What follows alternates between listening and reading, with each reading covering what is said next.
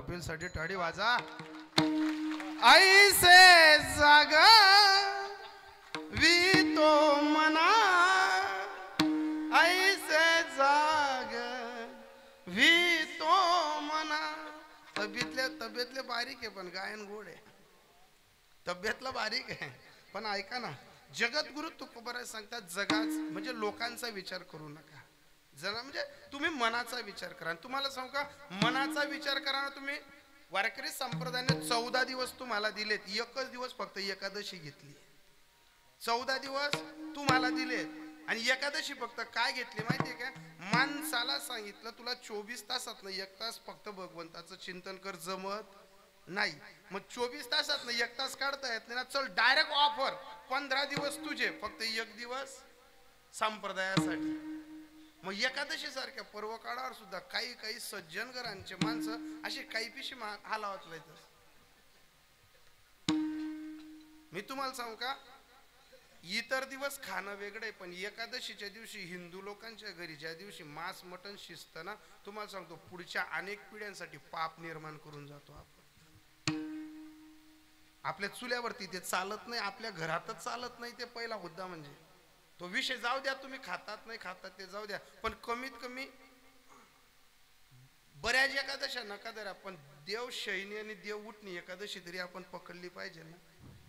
देव जपानी देव उठानी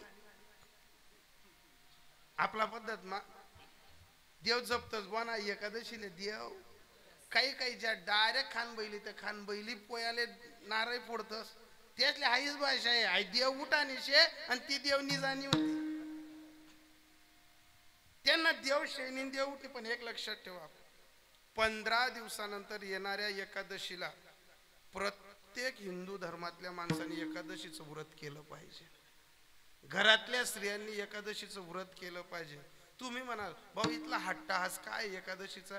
एकादशी ज्या घरातले दोघं जीव किंवा घरातला करता, घरातला ज्याच्या हातात व्यवहार आहे, घरातला जो काम करतोय, घरातली जी सून जबाबदारी पद्धतीने या घरातली खांद्यावर जबाबदारी घेते, अशा सर्व लोकांनी जर एकादशी धरली ना, त्यांना पितृदोष लागत नाही, त्यांना मातृदोष लागत नाही.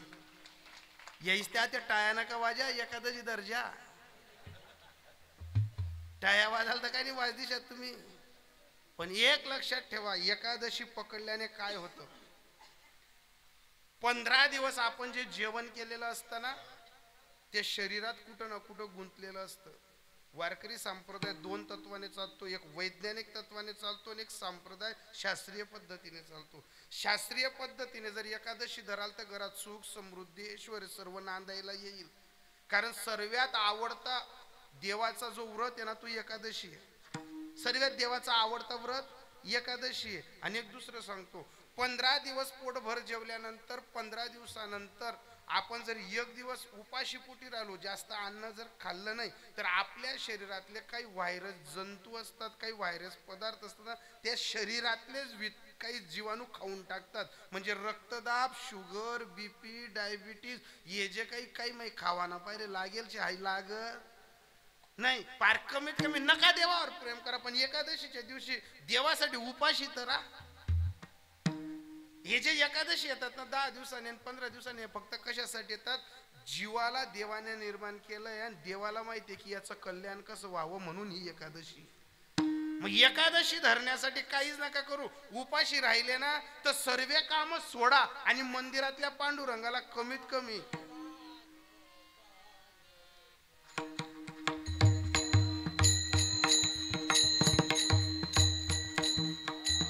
राम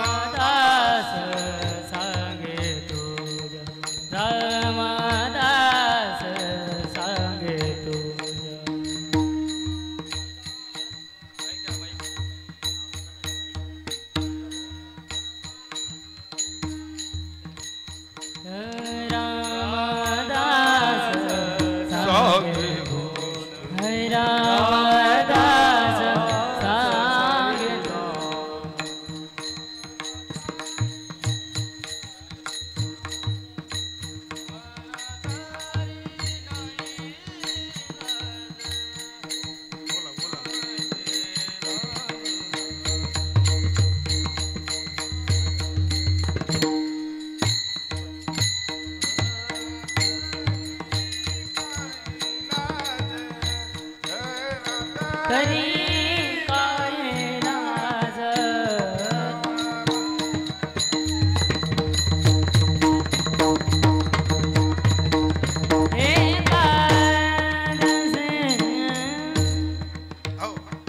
बाबांचं प्रमाण पोषक होतं आणि पूरकही होतं, मुद्द्याला अनुसरून होतं. वाजा ना एकदा बाबांसाठी. गली किसकी भी हो लेकिन दादागिरी आपकी थी.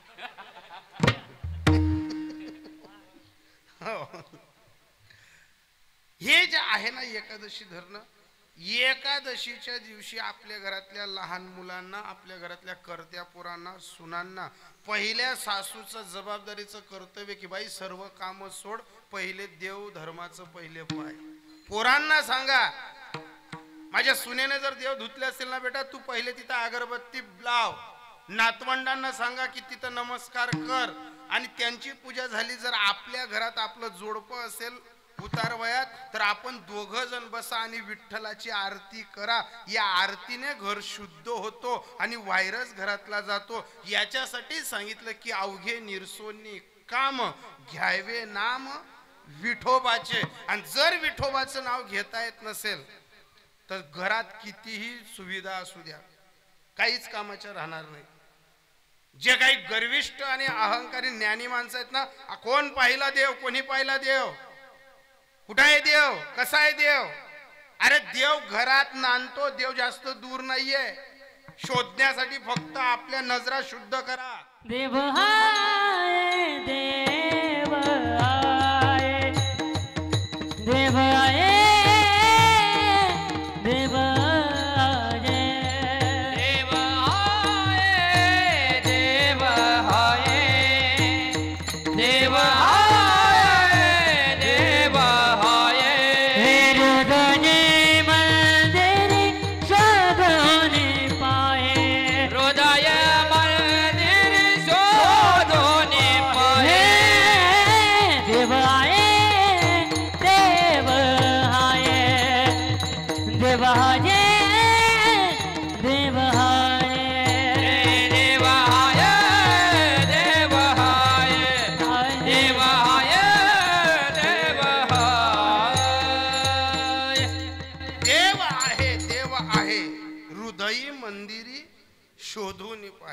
देव शोधा ना.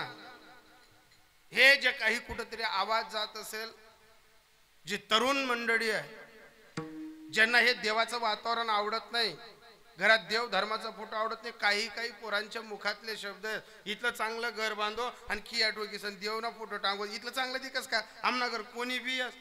एक लक्षात ठेवा, हिंदू राहून जर घरांमध्ये देवाचा फोटो लावताना लाज वाटत असेल ना, नंतर आपल्या टोप्या बदलल्या की घरांचा रंग सुद्धा बदलून जाईल. एक प्रथा मोडू नका. आणि जाताना एकच सांगेल, भेट संपली आहे. घरात काही लोकांना जर देवाचा फोटो आवडत नसेल ना, नका ठेवा. पण कमीत कमी आपला मायबापले व श्रीमत चांगली खुर्ची आणि चांगला पलंग तरी ठेवा. काही लोकांना जसा देव आवडत नाही ना घरात, तशा काही हरामखोर वृत्तीच्या पोरांना घरात मायबाप सुद्धा आवडत नाही. लाज वाटते. कीर्तनातनं हा विषय बोलायचा नसतो, पण मी रोज समाज प्रबोधनाच्या मुद्द्यांवरती बोलतोय. या घरातल्या एवढ्या तेवढ्या भानगडी झाल्या ना सासू सुनांच्या, तर कर्त्या माणसांवरती प्रेशर होतो, आईकडनं बोलावं का बाईकडनं बोलावं. काही सुनांना असं वाटतं आम्ही खूप मोठा पगार कमवतो बा. काहींना असं वाटतं आमना दुय्यामा लेवाय गे, पुन्हा लेवाय गे, बंगला उई घ्यात आमना पोरे आमले इमानना पत्रमा देवना घर वाटला होतील. पण देव तर की तुम्हाला मायबापले कसं वागेल छे, देव पाहणार नाही का. अरे काही श्रीमंत लोकांच्या घरी दिवाळ्या कशा साजऱ्या झाल्या, पुन्हा तेंगुना होतीन, बॉम्बे तेंगुना होतीन, मायबाप किलावनं तोंड करी वाट देखतस. दिवाळी असू द्या, दसरा असू द्या, आखाजी राहू द्या, मायबाप पोरांचा कमवलेला पैसा नाही विचारत. फक्त मायबाप दिवाळीना पहिले दसरा सरताच फक्त एक वाट देवतस, दिवाळी सरने का हाय पोरी बी या पोरी बी ती मन पोरना बी नात्रे हाय बहीण पोरेस ना घरना बी नात्रे या नात्रे या घरमा खितींना फक्त म्हातारपणातलं सुख एकच आहे की आपल्या घरात दिवाळी नात्रे येवत पोरी येवत नंदा भाऊजाईसना असा खडखडीसन आवाज निघो याच्यासाठी म्हातारे लोक तरसतात महाराज. नाही काही लोकांच्या घरी दिवाळी तशी साजरी होत. अरे कोणी बॉम्बेल होई कोणी पुनाल होई त्यात टेंगच अशा गाठे बांधी येतात. आपण तटे गो का दल्लाल चांगला तास सूत दलील चांगली उपडाव सूत हे सोपे शब्द आहे.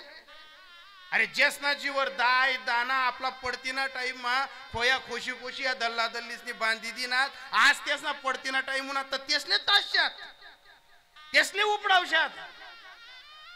अरे कोणी सुरत गेवी कोणी वापी गेवी त्यांना संसार मोठा नाही जाया कंट्रोलना धान्य सुद्धा या दल्ला दल्लीसनी गोंट्यान गोंट्या जमा करात जे धराये नाही ते सुरत बॉम्बे खांदावर वाटले सन धाड आणि आज दिन बदलणार तर दल्ला दल्लीसली उपडावसू आई लय नाटक थईन. देव आपोआप नाही घरी येत महाराज. मी बोललो कर्म स्वभाव वृत्ती प्रवृत्ती बरेचशी लोक आहेत हो अशी घरी आले का दिवाळी करायला सुना येतात आणि गावात राहणाऱ्या सासूशी बोलत नाही. ती गावातली सासू ती उन्हा तोंडकडे दे आई आते तरी आई म्हणे आते तरी पाय पडाली पाय नाही पडस ती अशी लाल डिपिनागत बडकस पोटना पोऱ्याकडे बाप की लावून तोंड करस. खर दादा कसा होणार तू प्रवास नेमन जाय आणि तो पोटना पोऱ्या जागा ने म्हणून जाय मी.